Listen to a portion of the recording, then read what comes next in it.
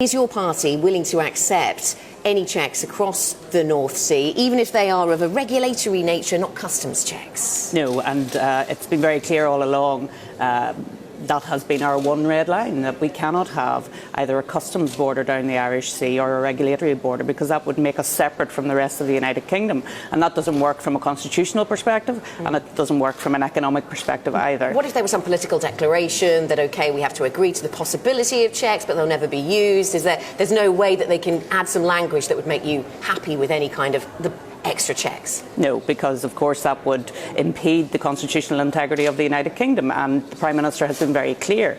She is a unionist. She believes in the union of the four countries of the United Kingdom, and therefore there can be no borders, whether of a regulatory nature or of a customs union nature either. How closely is the government talking to you about this, or working with you on this, or do these sort of news headlines take the DUP by surprise? Well, I think Dominic Raab said that yesterday's story was speculation. We are, of course, speaking to the government on an ongoing basis. We do recognise that we're reaching a crunch time in the negotiations in relation to our leaving of the European Union. Therefore, it's important that we continue to have those conversations, and it's important that we understand what the proposals are in relation to the Irish border. Given that Theresa May is a unionist and she said that she believes in keeping the integrity of the union, why do you think that she would want to reach out with this kind of proposal, that's something that you don't favour?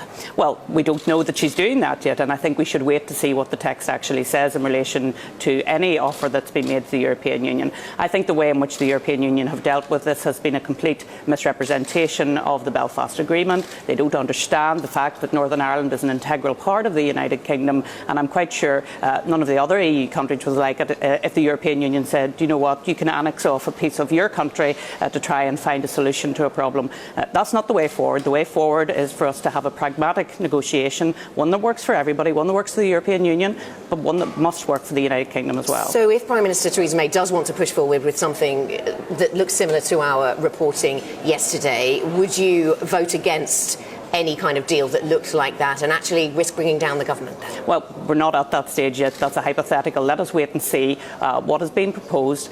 She's very clear about where we are in all of this. We have always said we have just got the one red line. We cannot be separated from the rest of the United Kingdom from a constitutional position and also from an economic reason as well. Does the Canadian proposal, or not proposal, something that looks like a Canada-style trade deal, does that start to look more preferable? Would you favour that with the checks that could put in place across the border between Ireland and Northern Ireland? Would you favour that versus something that looked like what we were reporting yesterday? I think the difficulty with all of these proposals are they're very vague. People talk about Canada, Super Canada, Norway, all of those sorts of things. For me, it's very simple. We have to see the text to see what it means in reality for Northern Ireland, for the United Kingdom and for the European Union going forward. So it's a very boring thing to say, I know, but we have to see the text so that we can assess whether it breaches the red line or not. You cannot say whether it breaches the red line in a hypothetical situation. But if there were a choice, if you had to choose between border between Northern Ireland and checks across the North Sea, I assume that you would choose the border.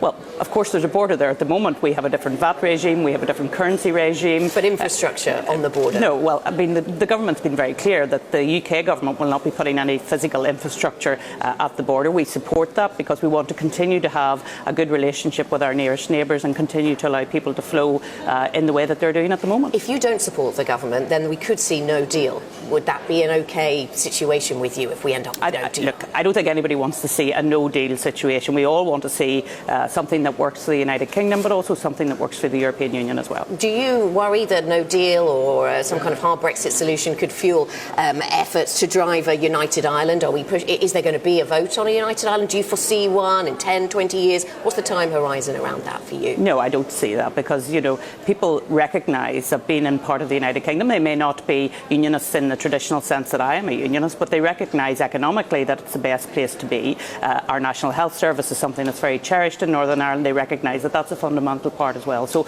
all of this talk from some people on the Remain side about the Irish border actually is quite, well, it's not just unhelpful, it's disrespectful for those of us who live in Northern Ireland, who want to remain part of the United Kingdom. I have to say the Prime Minister has been very on message in relation to this, and we want to continue to support her in doing that. You've talked about the Good Friday Agreement not being sacrosanct. Yeah. What did you mean by that? It's created a lot of buzz on Twitter, as you might expect. Well, I don't know why that's the case, because of course the Belfast Agreement has already been changed on a number of occasions. It's been changed by the St Andrews Agreement, by the Stormont House Agreement. So for people to talk about the Belfast Agreement as if it's infallible, that's not the right thing to do. It was an agreement of its time 20 years ago. Of course things change and we need to reflect that, and that's all I was saying when I said it wasn't sacrosanct.